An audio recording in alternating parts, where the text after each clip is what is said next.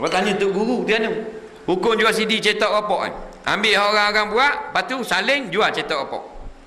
Cik Guru kata tuan dia beri tak? Tuan dia tak beri, haram. Nah, tuan dia beri, halal. Kena kita tanya tuan siapa nak ceramah.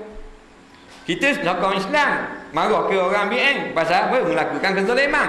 Kita tolong kezaliman, penipuan. Kita lebih kurang dia ke ha? Ke ni? Dan duit tu kita untuk sumbangan. Boleh ada bahan, boleh ada jual. Nah, boleh ada je pakak beli, berduyur-duyur. Nah, kawan tu buat apa habis keping. Masuk studio semua. Dia beli keping tu beg. Bagai. Nampak? Ha, jadi kita sebenarnya tak faham. Macam mana Tuhan nak beri kemenangan? Nah.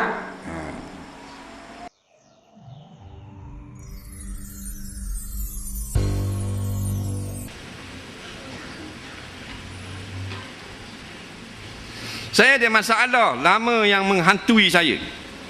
Motosikal saya hilang. Keluarga dan rakan saya tak tahu. Kemudian saya beli motosikal curi. Tukar nombor pelik. Kini saya begitu pusing. Rasa macam cukup dosa kerana beli barang haram dan menipu. Kemudian saya musnahkan motosikal itu kerana risau. Bila masa saja Allah akan balas. Saya lepaskan terus motosikal itu. Adakah betul cara saya itu? Harap tolong bimbing saya. Dia hilang motor, lepas tu dia beli motor curi pula. Boleh nampak? Jadi dah habis semua masalah. Jatuh kau banyak motor curi. Jadi sekarang ni dia rasa menyesal, bagus alhamdulillah. Tapi motor tu kena pulang balik. Nampak? Pulang balik kepada orang yang dia beli tu. Nampak? Orang yang dia beli tu tak tahu dah duduk mana, kena serah kepada pihak berkuasa. Faham? Dia gitu cara dia. Mak, kita duduk negeri orang Islam, maka kemungkinan besar hak orang Islam. Tak boleh buat gitu. Jangan pakai tohuk dalam sungai gitu. Hak orang. Macam tu beg surai, selipar dia hilang, bahan selipar orang lah. Ini pasal gitu. Tak boleh selipar kita hilang, nak buat apa ni? Ada tu Tuhan nak kafarah kesilapan kita. Tidak dah hilang selipar, tidak dah hilang motor, tidak dah hilang piti. Ada buat salah yang kita tak nampak. Dia tak mau bayar di akhirat, bayar sini dengan hilang motor. Jangan beli hak curi pula. Jadi kena serah balik kepada orang. Pihak berkuasa. Kita takutkan orang kata kita beli barang curi ke? Tak, kata tersalah beli. Nampak? Hukum air nitik masuk dalam timba atau gayung. Adakah air yang masih ada dikira air mutlak atau air mustakmal? Saya dengar ada ustaz cakap air mustakmal dan ada ustaz yang cakap air mutlak. Jawabnya air itu mutlak. Ni timba kita. Kita ambil wuduk ngecik daripada muka, daripada tangan masuk dalam timba. Hak ni dalam ni air mutlak. Hak ngecik air mustakmal. Faham? Tapi bila masuk dalam dia menjadi mutlak. Disebut oleh Syekh Daud Fatani dalam kitab Jawahirus Saniyah. Boleh tengok lelek-lelek dalam bab air mustakmal. Bukan mustakmal, hukumnya mutlak. Faham? Ada sebut dalam Fatwa Fataniyah, ada sebut juga yang ngecik masuk dalam bijana, airnya menjadi mutlak. Faham? Jangan salah faham. Dia air mustakmal ni gini. Kita nak mandi junub. Contoh. Karang boleh tengok. Balik rumah karang mandi junub. Faham tak? Boleh? Kalau tak junublah dulu. Maknanya ambil satu beseng. Duduk dalam beseng. Buka paip ujang ke atas. Bila jatuh air, niat mengangkat adafso. Bila rata dah air, keluar dari beseng. Dalam beseng tu mustakmal. Faham tak? Tu mustakmal. Nampak? Tapi bila siapa dua kalah, jadi mutlak balik. Pasal dia bukan air najis. Air mustakmal, dia bukan air najis. Boleh buat minum lah air mustakmal. Dia tahirun tapi ghairu mutahhir. Suci. Apa makna suci? Tengok ulama syarah. Boleh minum. Nampak? Boleh minum. Air basuh kecing. Ni kecing. Ni pahit kecing. Faham tak Faham ni. Kecing. Lepas kecing ada dah ujung ni air kecing. Hak ni wajib basuh ni. Faham? Kita pun cucu air. Ni segelas cucu air. Kena air ni, kena dia air kecing, dia jatuh tak? Sini bersih tak? Bersih lah, boleh sembahyang tak? Boleh ha? Dah bersih dah, kita cucu lagi. Kita tak ada cahaya bersih dalam. Air kita tak ada ni, boleh minum. Kalau teramak aku tak suruh minum. Tapi tak nampak. Pasal dia bukan najis. Air najis hak mula-mula. Hak air kena pada najis, dia membawa najis itu turun. Air itu mutan najis. Dia bersih dah, kita cucuk lagi, boleh minum air bawah. Nampak? Tak mau minum sudah.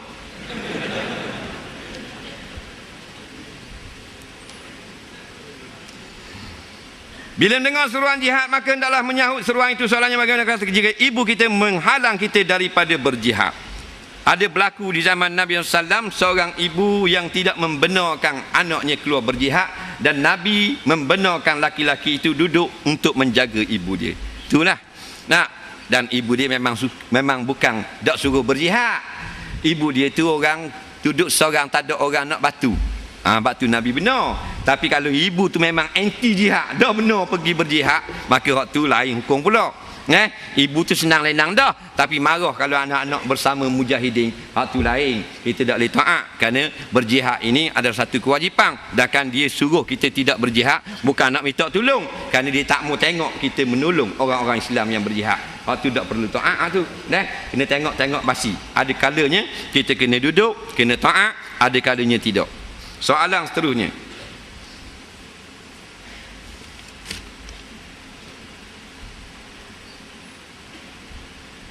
video puasa sebut dalam Quran, video semayang adakah sebut juga dalam Quran atau hadis? Terima kasih. Masalah video semayang, ni masalah sensitif. Baik, kita jawab ni apa yang disebut oleh ulama. Jumhur ulama mengatakan tidak ada video semayang. Tidak ada. Syekh Ibn Hajar, Imam Nawawi, dia rak sangat masalah video semayang. Yang ada adalah kaul yang dhaif, yang dipertikaikan oleh imam mujtahid. Nampak? Pakak yang kata boleh buat video ni bukan mujtahid, dia fuqaha saja, ahli tarjih saja. Yang pertikai itu mujtahid, walaupun mujtahid mazhab, dia mujtahid Imam Nawawi. Dia pertikai masalah video semayang. Jadi orang nak amal juga, dia beramal dengan pendapat yang dhaif tersebut. Jangan bawa kepada baloh. Tapi kalau kita nak fatwa, katanya ulama haram fatwa dengan haru, kerana fatwa kena ikut pendapat yang muktamad, tidak ada solat video. Orang tanya Syekh Ali Jadul Haq, mantan Syekhul Azhar yang lepas. Dia ni alim 4 mazhab. Dia kata kalau boleh jangan buat, tapi ada alternatif. Kita semayang biasa, semayang maghrib, semayang isya, semayang subuh, semayang rawatib, semayang sunat, yang kita hadiahkan pahala tersebut kepada ibu bapa kita yang ada meninggalkan semayang. Itu diterima oleh jumhur ulama. Ni hak ulama sebut. Jangan kata pula kita nak bawa baloh. Pasal sensitif ni bab video semayang.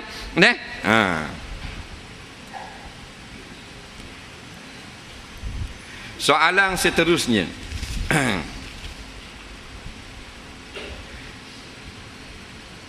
Adakah talak melalui taklik juga merupakan talak bain? Ya, berlaku juga talak bain melalui lafaz taklik. Contohnya dia baru berkahwin. Lepas nikah dah, sah dah suami isteri. Dia pun kata ke isteri dia, kalau mun tak mari, kalau mun tak mau ikut aku esok balik rumah mak aku, maka esok kamu telah tertalak. Sedangkan mereka belum lagi melakukan jima' persetubuhan. Nampak? Sebab talak bain ni dia ada bain kubra, bain sugra. Kalau tak nikah lagi bain sugra. Jadi bila dia kata gitu, suami isteri dia tak ikut juga esok, maka dia telah tertalak dengan satu talak bain. Nampak? Dengan sebab taklik, kerana berlaku mu'allaq, iaitu tak mau ikut suami. Jadi berlaku juga bain dengan sebab taklik. Bain dak jima' lagi. Tak? Dak jima' lagi.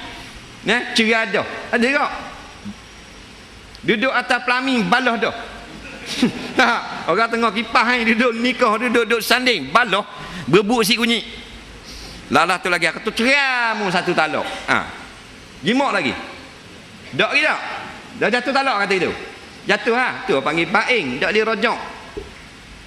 Tak boleh rajak. Kan ni tak ada edah benda dak jimat lagi. Soalan seterusnya.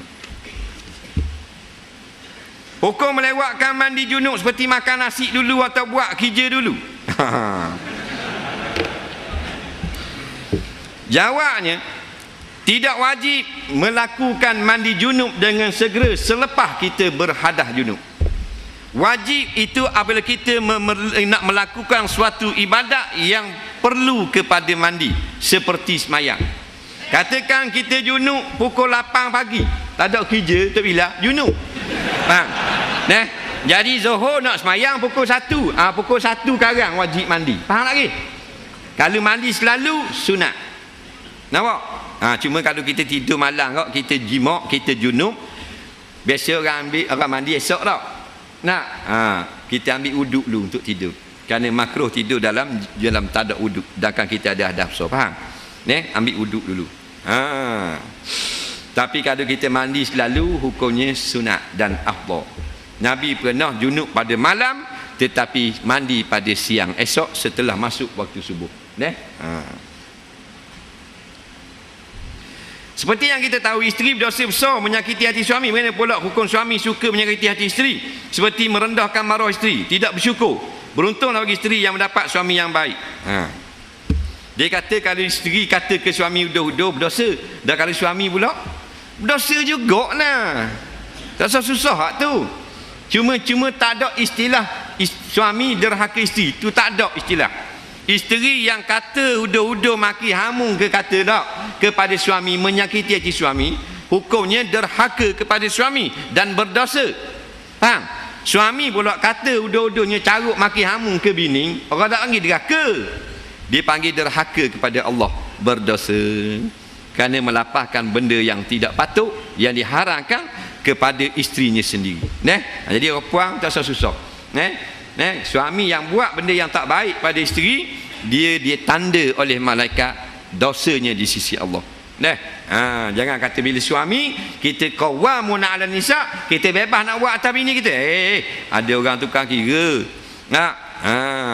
Kita lebih atas dia, mana dia wajib taat, kita wajib taat kepada Allah. Suami yang carut, yang maki, yang sepak terajang bini dia tidak taat kepada Allah. Nampak? Kan suruh Tuhan kata ihsan kepada isteri, buat baik. Tak, bukan buat buruk. Dia kata bertuahnya dapat suami baik, dah apa nak nikah dengan lelaki baik. Nak cari suami yang baik. Ni orang mari minta kau nak selalu. Berlepor duk kapok dia tahu moh. Orang mari minta kita risik, kita cek dulu, tanya jabak dia ni gana masalah. Orang kata tak sah bekeng, berahi musam begitu, berahi. Nak cari untuk lelaki hok pandai bergayung, habis balik awal. Orang pun ingat kalau untuk lelaki pandai gayung, pandai silap, kalau boleh macam nikah dengan dia. Pasal lagi dia silap kita dulu rumah. Kapak geluling kita. Dengan orang lain tak silap. Ada salah silap sikit, dia pun taekwondo atas tekok kita. Ingat ke dia pandai silap, kita nak jalan dia jaga kita? Tak, dia silap kita dulu. Kalau nak cari tok lelaki, cari hak lembek. Kalau cakap cari gitu. Tidak faham kita. Jangan main lembut-lembut gitu. Ada seorang kampung kita lembut gitu lah. Kalau cakap apa tepuk-tepuk baru gini, 12 anak. 12 sungguh, 12 anak. Cakap kau tepuk nak cara lembek ni lembut. Lembut, muka lembut. 12 kakang berengik beranak. Sungguh abak dia nampak lembut Tuhan buat, tapi kerah.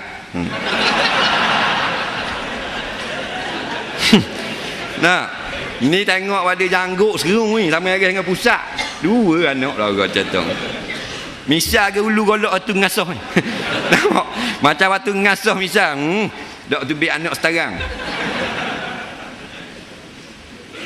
Ramai sekarang mati aksiden dibawa hospital untuk dibedah siasat. Bila hospital membedah siasat mayat, segelintir mengambil organ dalam mayat. Apa hukum perbuatan ini? Bagaimana pula dengan derma darah? Para penderma darah termasuk berbagai jenis bangsa dan agama.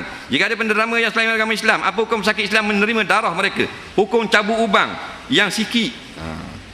Banyak dia ni. Baik. Masalah derma organ, kalau kita hidup lagi boleh derma dengan syaratnya tidak memudaratkan kita. Maknanya kalau buah pinggang tak mudarat, boleh bagi ke orang se. Kalau jatuh haram derma kerana mematikan kita. Setelah daripada mati kita cenderung pada pendapat haram didermakan organ. Faham? Ni pendapat Syekh Mutawalli Sya'rawi dan ulama-ulama yang mutakhirin yang sependapat dengan beliau. Faham? Kerana Nabi kata haram dan tak boleh kita mematahkan tulang mayat, maksudnya menyakiti mayat. Sebut dalam kitab fiqh ada beberapa kes saja boleh bedah mayat, seperti perempuan yang mengandung, yang pregnant, dia mati tapi anak dalam kandungan masih hidup, maka situ harus belah perut untuk mengeluarkan anak yang masih hidup. Situ boleh belah mayat. Dah. Seorang pencuri, dia curi pitih orang 3,000, orang kejar dia pun telang pitih, lekat tekak mampu gerah. Maka boleh belah ambil balik pitih orang. Contoh ulama kata. Adapun sekarang accident lelek-lelek ni tas jalan tak tengok kiri kanan, nyetang dia lari balok, lepeng kepala, belah buat apa lagi? Tahu dah, nyek dia tayar lari. Bedah siasat yang boleh lagi. Kalau tak belah, seseorang itu dipenjarakan kerana dituduh membunuh atau meracun. Jika belah, terselamat dia daripada tuduhan kerana ini adalah fitnah belaka. Maka orang pun belah, bukan dia yang bunuh. Ini adalah penyakit biasa. Maka bila belah gitu, dimaaf pada syarak. Kerana nak menyelamatkan orang lain. Itu boleh. Learning habis, belah sama. Nampak? Belah sama. Mati tahu dah mati tua, belah kok. Mati jatuh bangun, terjun menang, belah kok. Belah nak tahu punca ke mana? Punca kepala otak apa? Tulis situ terjun bangunang. Tak? Kita nak ubah ke mana? Kita nak tukar? Tak boleh. Kita kena ubah sistem pemerintahan dalam negara. Betul tak? Gitu lah. Kita nak wah pergi depan hospital marah orang belah. Tak layang lah. Jaga kata balik. Kita kena ambil parlimen. Mula-mula kita suruh nasihat dah dia. Menteri-menteri yang ada ni tukar balik sistem pemerintahan kepada sistem Islam. Dari segi hospitalnya, tenteranya, polisnya balik pada Islam. Bukan kita wajib merintah. Mu merintah tak apa. Siapa mampu. Tapi tukar kepada Islam. Betul tak? Tapi dah kita dah tepik berapa puluh tahun dah. Tak mau tukar. Ngemumu aku tukar. Dah. Bagaimana pula dengan derma darah? Derma darah diharuskan kerana darurah. Ad-daruratu tubihul mahzurah. Bila keperluan, maka dia mengangkat hukum yang dilarang pada asal. Asal kita buat keluar darah kita daripada tubuh dengan sengaja. Ambil pisau mesin, cek buat sikit. Tubik darah. Haram. Tak boleh. Faham? Tapi oleh kerana nak menolong orang lain, ta'awanu 'alal birri wat taqwa. Atas benda kebajikan boleh tolong. Maka keluar darah tidak memudaratkan orang yang menderma dan boleh memberi manfaat pada orang yang menerima, maka diharukan dalam Islam dengan syarat yang menerima tidak boleh orang kafir harbi. Faham? Kemudian orang kafir beri pada kita boleh kerana Islam ya'lu wala yu'la alaih. Ulama jawab ratus tahun dah masalah ni. Faham? Kita tinggi, dua orang lain duduk bawah, kita boleh terima darah dia, tak lebih darah kita pada orang. Kita boleh terima buah pinggang orang bukan Islam, kita tak lebih buah pinggang pada orang bukan Islam. Bukan kita sebut, tetap dalam kitab-kitab fuqaha dan fatwa-fatwa ulama-ulama mutaakhirin.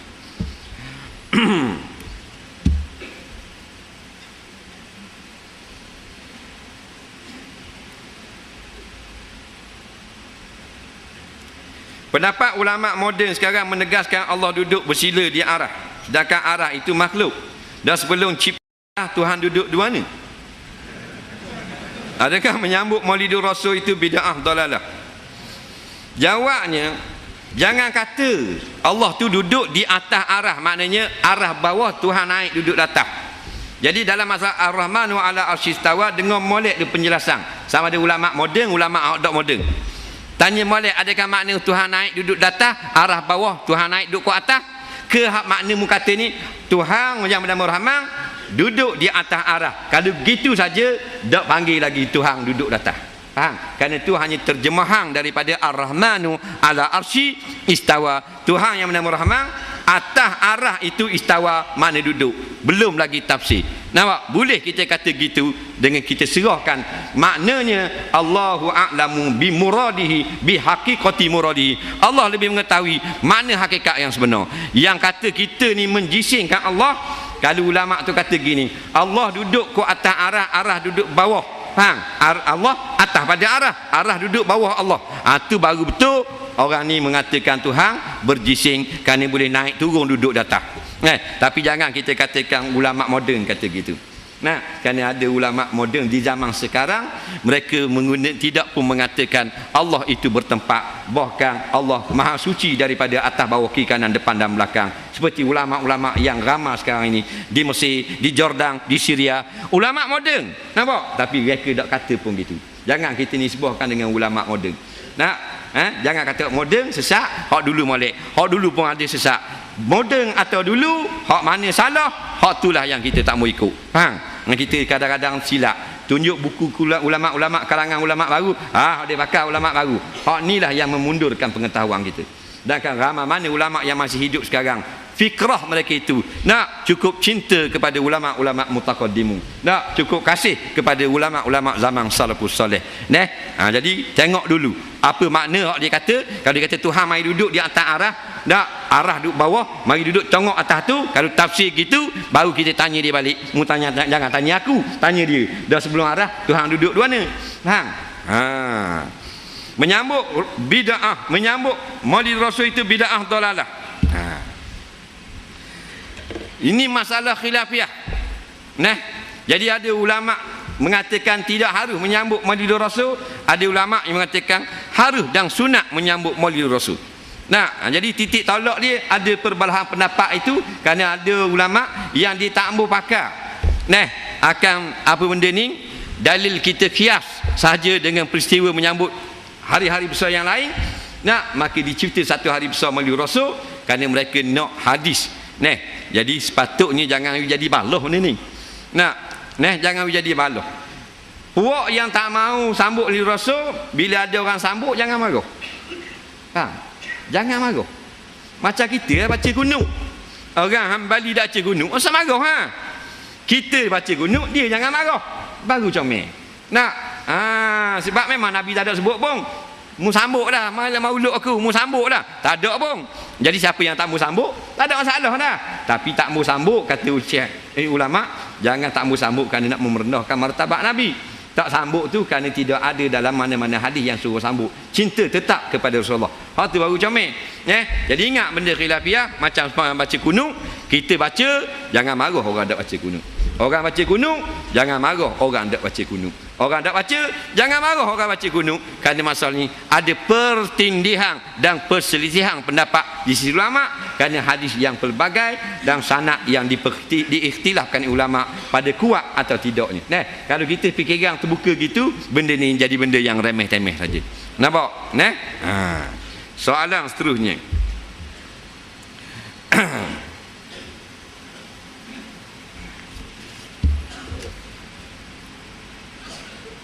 Boleh tak kita baca doa ayat Quran dalam sujud yang akhir? Boleh.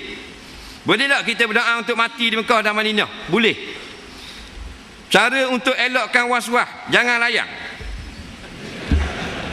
Dah senang nak urang ni bertambung-tambung ini.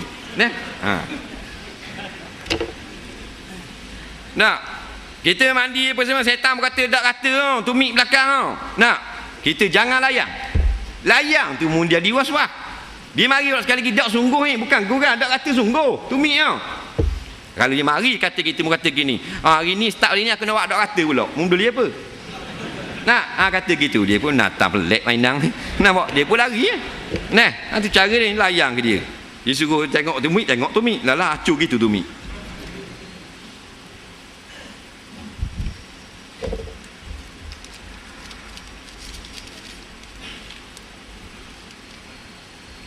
Boleh tak ambil upah daripada pekerjaan menguruskan jenazah seperti memandikan mayat dan menggali liang kubur? Disebut dalam kitab fiqh boleh. Faham? Kerja ni kerja fardu kifayah. Tapi asalnya dulu ada tak upah-upah ni? Ada tak? Dia ni ada upah tak? Kita tak lihat sama dengan dulu. Dulu kalau pak mati siapa gali? Cik apa? Anak. Pak mati anak gali, tok ki mati cucu gali. Ni pak mati anak tambah gali, cucu tambah cara. Nak suruh orang mari gali, lepas tu nak suruh saja. Model tak? Sini Datuk, sini orang upah. Faham tak? Dulu kalau mati kita anak beranak tak ada campur orang lain. Tak ada orang cok pada anak ni anak kilas tangan belakang. Nak jalan pun berala atas kubur, takut pasir naik atas kasut. Nak bakal suruh orang gali, suruh orang pulih kanda, suruh orang mari kain. Orang belaka tiba-tiba nak suruh peri. Banyak cantik. Ayo bitih kau orang. Upah lelah lewat kerja. Nampak? Dia gitu. Dia tengok dulu tak kena piti. Memang mu sendiri gali anak. Dah mu gali nak free. Dia kena faham baik. Dah.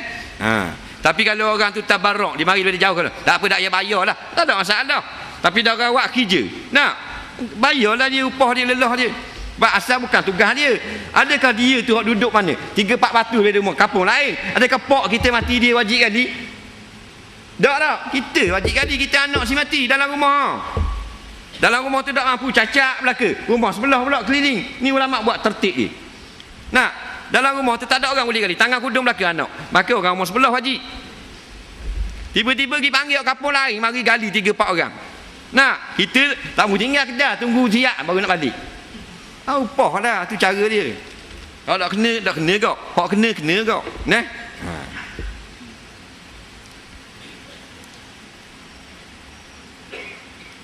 Boleh tak imam yang sedang mengimamkan solat fardu berjemaah membaca ayat lazim dengan tengok Quran yang diletak di hadapannya? Masalah ni tidak ada tersebut dalam mana-mana hadis. Jadi ini adalah pendapat ulama. Pendapat yang ramai di kalangan ulama. Walaupun ada berlaku perselisihan, kita buat khulasah. Kita tengok fatwa tu banyak dalam masalah ni. Jadi natijahnya, kalau solat fardu makruh melihat kepada Quran. Kalau tu imam solat fardu. Adapun lain pada solat fardu hukumnya harus. Faham? Solat sunat ratib ke, solat duha ke, solat tarawih ke, tengok Quran tak ada masalah. Solat fardu makruh tengok surah. Setengah ulama kata khilaful aula. Hak haram tu tak ada lah. Sebab di solat fardu hak 5 waktu. Tak imam tengok pasal tak imam dah ingat kulhu. Tengok surat. Dah ingat kuliah. Jadi komang sepanang sangat. Jadi kita ambil daripada hak banyak sangat, kita buat khulasah gitu je. Soalan seterusnya. Lebih kurang ni soalan.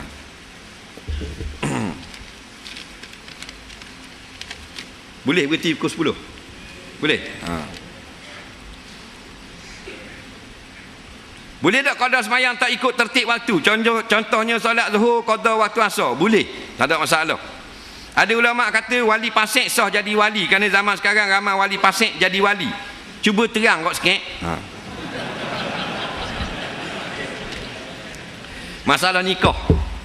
Wali mengikut pendapat yang utama, wali fasik tak boleh jadi wali. Tapi dah kalau ramai dan ramai hak fasik, dah tak boleh jadi wali, tak boleh nikah.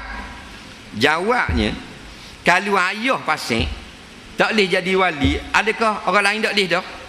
Lepas ayah dia kan ada ramai lagi kan? Dah kalau ayah fasik nak semayang, Toki tak? Toki fasik kau belaga ayang, turun ke adik-beradik pengantin puang. Adik-beradik pengantin puang fasik juga, pakai kata remah teka. Naik turun ke anak saudara belah adik-beradik lelaki. Anak saudara belah adik-beradik lelaki fasik juga, jual api kuda. Naik ke pok saudara adik-beradik ayah. Kan ramai lagi tertib tu. Tak payah benda ni kau. Pok saudara hija jual orang bujang. Lagi orang bujang. Tak, fasik pula sepupu. Sepupu tak ada, tapi duduk dalam J kalau cepa, tak alik-alik lagi. Tak. Maka pergi kepada juru nikah jabat. Bertauliah wali hakim tu. Tu imam orang bertauliah tu. Tu imam bertauliah pun fasik juga, tipu saka baru ni. Balik semula kepada ayah lelaki. Ayah pengantin ayah pengantin perempuan fasik lebih baik daripada orang lain yang fasik. Nampak? Cuma nak khabar mudah sangat benda ni, kita tak faham. Kalau ayah fasik, suruh dia bertaubat. Bila wali bertaubat, ketika itu juga boleh jadi wali. Dah benda susah. Bukan nak jadi dak fasik ni kena naik planet Mars. atau kena pergi taubat di Mekah. Nak nikah lila dah ni. Ayah main nombor ekor. Orang ngajar kata main nombor ekor pasal dah boleh jadi wali nikah. Ayah taubat kita tak mau nikah dengan tok ki. Ni bekeng nak nikah dengan ayah kau. Ayah pun kata tak apa, kita taubat Bila ulama kata bila dia lapah dia bertaubat dah walaupun dalam hati. Buat lolok je dalam hati. Buat lolok je.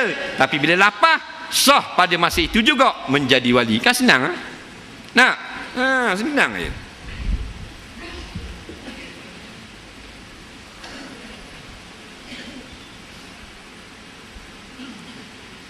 Kenapa Islam tak haram orang lelaki pakai jam tangan, sedangkan rata ada gelang diharam bagi laki-laki?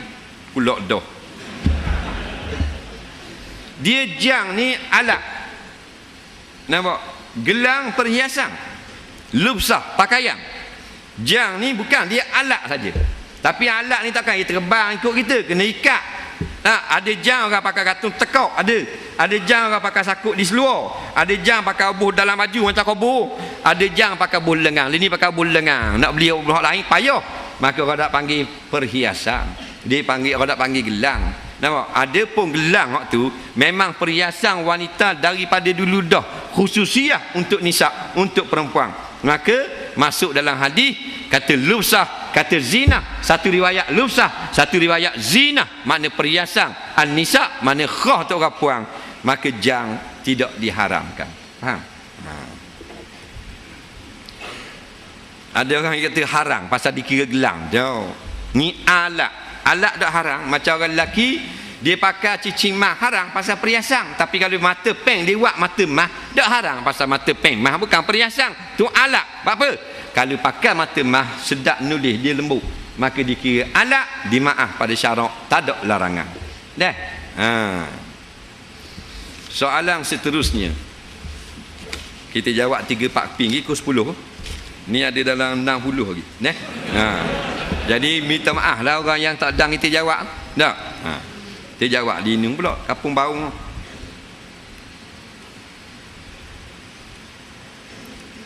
Saya pernah kata dengar orang cakap Nabi Muhammad sama dengan Muhammad dalam kampung.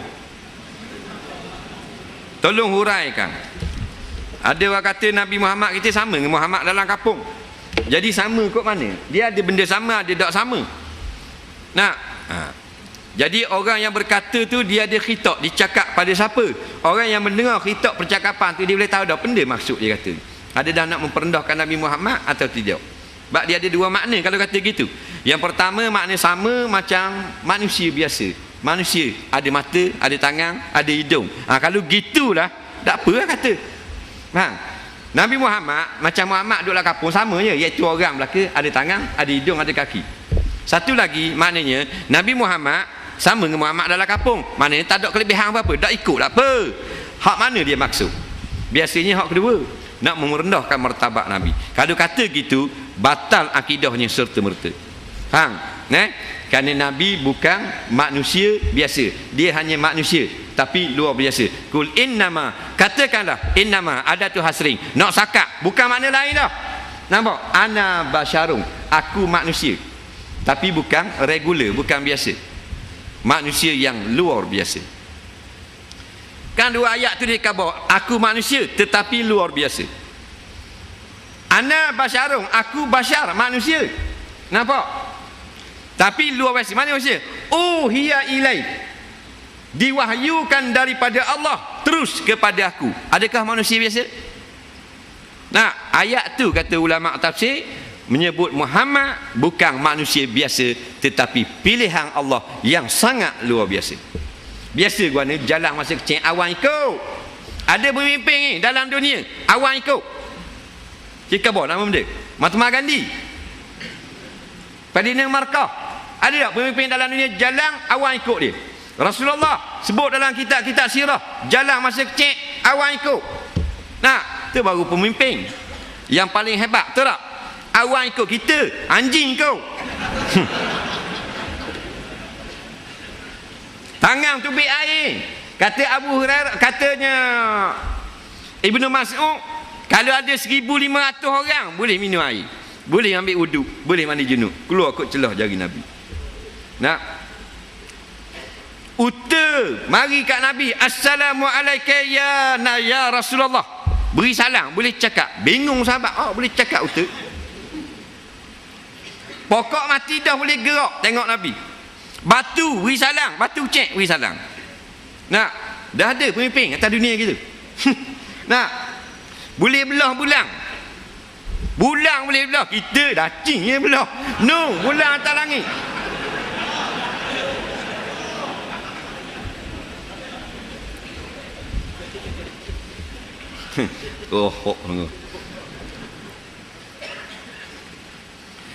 Apakah hukum saya terlintas dalam hati saya di fikiran nama Allah dan ayat Quran dalam tanah masa keluar daripada masa keluar air besar dan air kecil?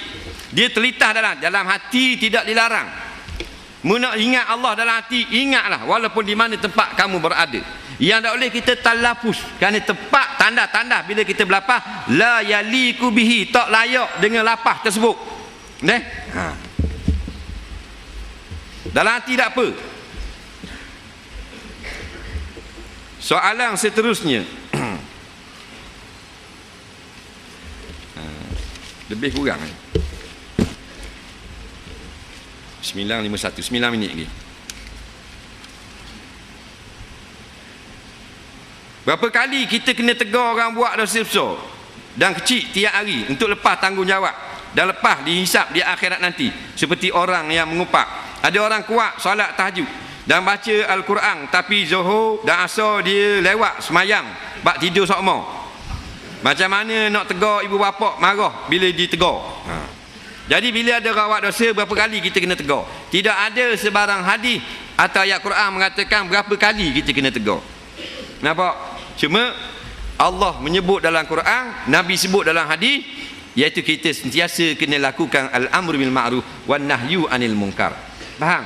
Jadi datang kepada kita Rasulullah dia tegur sekali, orang berhenti selalu. Maka sebab tu ulama kata tak ada lah wajib tegur sekali, 2 kali, 3 kali, 4 kali, tapi kita laksanakanlah teguran tersebut. Kerana itu adalah fardu kifayah. Bila ada orang buat benda yang salah, benda mungkar dalam kampung ni, mesti ada satu kumpulan yang bersuara. Tapi tak tetap suara tu berapa kali. Wal takum minkum ummatun yad'una ilal khair wa ya'muruna bil ma'ruf wa yanhauna 'anil munkar. Kena ada satu golongan daripada kampung kamu atau negeri kamu atau bandar kamu, atau negara kamu yang suruh orang buat kebajikan, bawa kepada makruf, larang kepada kemungkaran. Tak berhenti berapa kali. Kadang-kadang kita acak kali pun tak apa, sebab dia tak marah pada kita. Tapi kalau dia marah pada kita, sekali sudah memadai. Dia tegur sekali, nak marah, nak mengamuk, nak balah, maka tak payah tegur dah. Cuma jangan siapa meratai. Kalau siapa terang-terangan depan-depan, maka kalau orang tak tegur, turun bala daripada langit. Soalan seterusnya. Semayang tajuk kuat, baca Quran kuat, tapi semayang lewat. Ni kelemahan kita. Sebab tu dia panggil insan li kasratin nisyang. Kerana kita banyak kekurangan, banyak kelupaan. Benda-benda lagu ni berlaku. Kita tak boleh nak ambil berat sangat. Sebab zaman terbaik khairu qarni. Nabi kata zaman terbaik zaman dia je, zaman Rasulullah je. Orang hampir kepada perfect, sempurna. Zaman kita ni kita nak dapat macam zaman Tuhan kata khairu ummatin tu zaman sahabat. Kan zaman kita kacukang je, faham tak?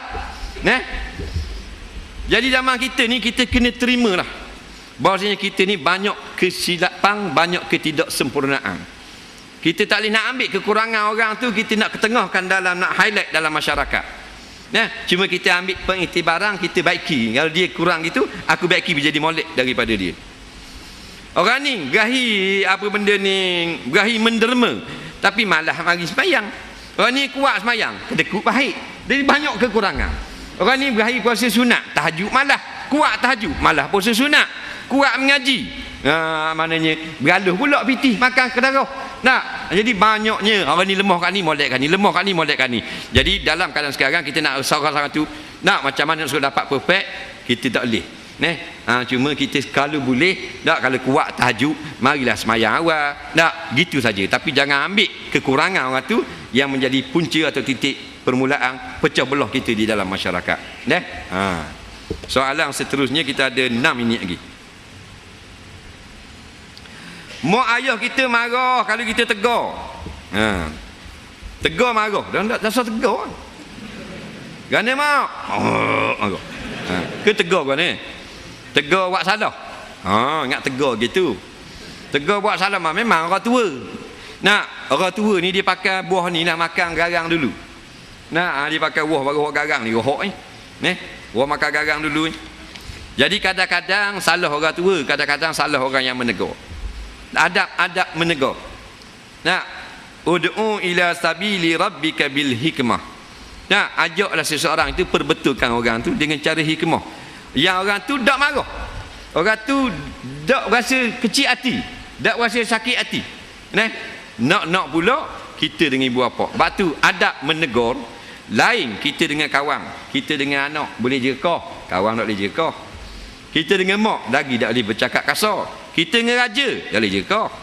Raja buat salah, menteri buat salah, tak boleh jerkah. Tegur wajib tegur. Haram tetap kata haram. Tapi adab-adab dia lain. Faham? Jadi kadang-kadang kita cakap ngasar dengan mak ayah kita, cara kita tegur mengaibkan dia. Jadi kita fikirlah cara mana tegur tu wajib tegur, supaya dia nampak memang dia salah. Nampak dia salah, tetapi dia tak rasa kita ni besar daripada dia. Jangan bila kita tegur, dia terasa dia kecil, dia terasa anak lebih tinggi daripada dia. Pandai-pandailah biar kita tegur, tapi dia rasa dia masih tinggi daripada kita. Soalan seterusnya. Kerja saya perlu guna komputer yang ada internet. Kadang-kadang saya terbabah tengok lamang lucuh. Warna pula ni. Boleh tahan orang wakaf baru ni. Bagaimanapun saya tak suka dan sangat menyesal dan bertaubat. Saya nak minta pendapat. Adakah cara terbaik amalan ayat-ayat zikir supaya saya tak terjerumus dan dapat menahan diri daripada maksiat ini? Dah tu dia boleh berhenti dah, bertaubat dah. Amalan apa lagi? Kita kena ingat dah. Kalau kita search internet, dia kadang-kadang dia ada benda-benda yang ngarut-ngarut. Adakah berdosa hak tu kita tak sengaja cari, hak tu tak berdosa tu, tak susah hati hak tu. Kerana kita nak cari faedah yang lain, kita nak cari manfaat yang lain. Kadang-kadang dia pop up, kadang-kadang dia hak set ni dia memang power sikit. Kalau hak agama tu dia tak gok cetong, kalau lama wek hak pondok kau payah nak boleh ketubik. Dak enjing tak gua. Pasal enjing kita enjing bayar, hak nu enjing lama lucu, setang duk tolak bawah. Faham tak? Dalam internet jadi laju semua dia. Jangan niat dan kena ingat bahawasanya tengok benda-benda gitu. Nak tengok lanjang dah benda boleh tengok bahan bodoh. Nabi kata dah kalau mu jalan, lepas tu mu tengok comel awet tengah jalan. Comel ajabatka. Comel, putih, hidung macam, mata sabung. Menyebabkan kita jadi ajib, maknanya heran, terpukau. Baliklah kepada isterimu. Sebab itulah kita orang muda-muda, ya ma'asyara syabab, orang muda-muda, man istata aminkumul ba'ah, kalau mu mampu falyatazawwaj, maka kahwin. Sebab apa? Allah cipta kita ni, bila sampai pada umur tertentu dia seronok benda gini. Betul tak? Haji, betul tak? Dulu masih budak-budak tak ada benda gini tak? Kalau main dengan budak puang, mu ayah kau main buah. Masa tu umur 6 tahun, ada perasaan gitu? Ada. Tapi kalau 18-20 boleh main buah tak gitu? Tak jadi main buah dah. Papang kelasa tu. Tak? Mesti ada perasaan tu. Tu ciptaan Allah. Zuyyina linnah. Allah zihiyah dalam dada kita. Sebab itulah kita ingat. Anda tengok gambar orang putih telanjang ini. Bini aku ada lagi. Nampak? Yang masih tahu. Abang dengar orang ajar dah boleh tengok orang putih telanjang, haram. Sayang telanjang. Suruh dia telanjang, tengok. Tak ada masalah. Tak. Ke haram. Daripada ujung rambut sampai ujung kaki. Kerana isteri kita bayar mas kahwin, bukan saja buat air, bukan saja masak nasi, kita boleh tengok tubuh dia. Bila masa kita nak tengok? Haji, balik tengok lagi.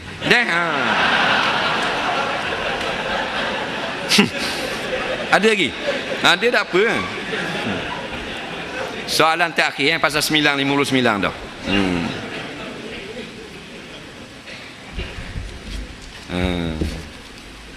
Lelah layan bok-bok ni.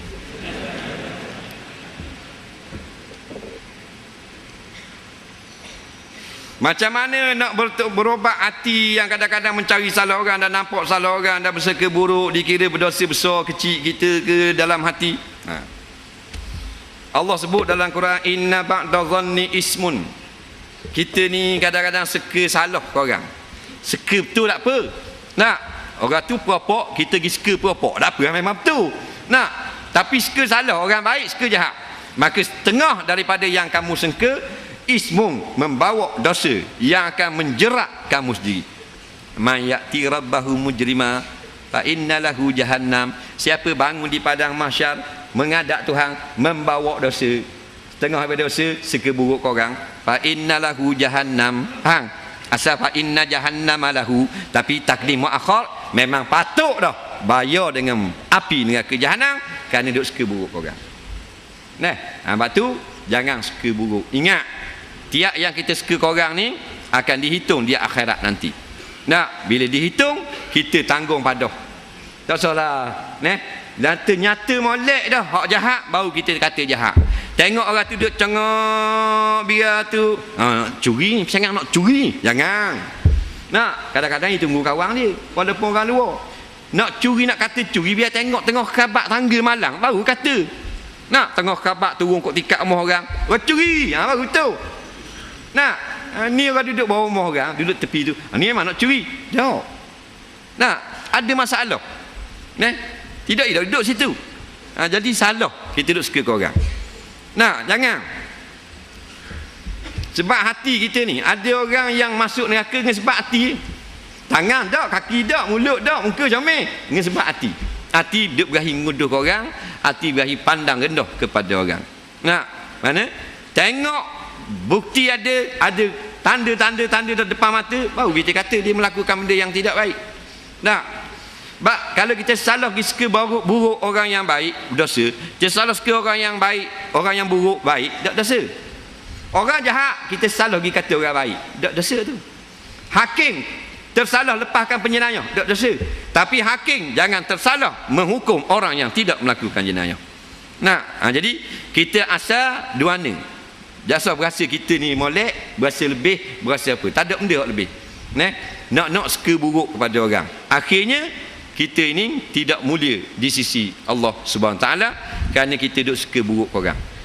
Allah tak wajib pun kita kena hukum orang ni jahat ke tak, jahat ke tak, jahat ke tak. Yang ada depan mata. Bawa mayat depan Rasulullah. Sahabat kata jahat, ni jahat. Pasal sahabat kena ada. Nabi pun kata wajibat. Bawa mayat pula petang esok. Sahabat kata molek juruhu baik. Pasal dia tengok. Maka orang Nabi pun kata wajibat. Kata ulama, kata uduh kepada mayat tu sebab sahabat kenal sangat, memang jahat. Sebab tu sahabat kata, sebab tu Nabi kata wajibat, wajib masuk neraka. Sahabat ni kalau orang jahat, dia kata jahat. Orang baik, dia tak kata jahat, dia kata baik. Dan orang yang tak tahu lagi, ni Nabi ajar kita tak tahu jahat ke baik. Jahat ke baik, husnuzanni ke baik. Orang mana luar? Orang luar kau tak tahu tak tepat jalan, duduk situ kejap kau. Ubuh gitu senang. Kita terselamat daripada tanggungjawab. Sebab Allah tanya, ada tak muska buruk ni satu hari nanti? Satu hari dulu dalam hidupmu dalam dunia. Kita kata ada sungguh sudah kerja. Bila kata ismun, maka kita jadi orang yang berdosa. Bila berdosa, fa innalahu jahannam. Allah balas dengan api neraka. Allah api neraka jangan terbaik-main. Kita bos betul. Kita start motor balik lagi, perih enjin dalam 15 minit. Lepas tu kita tiung Aizah. Tengok panas tak panas. Muka mulut ni gelebeknya cabut dengan gusi-gusi. Belum lagi api neraka yang akan membakar orang yang menyeka buruk kepada orang. Wallahu alam. Insya-Allah kita sambung balik di Kampung Gaung tadi. Masjid Karamah Kampung Baung. Kampung Baung di Jalan Kalang Cepa.